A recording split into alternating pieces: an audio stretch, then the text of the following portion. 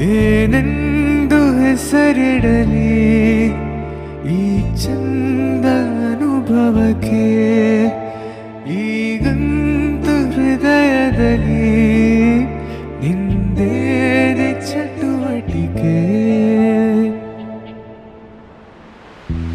ಹೊತ್ತಿಲ್ಲ ಗೊತ್ತಿಲ್ಲ ಬೆನ್ನಲ್ಲೇ ಬರುವೆನಾ ನೀನಿಟ್ಟ ಮುತ್ತುಂಡು ಇನ್ನಲ್ಲಿ ಬಡತನ.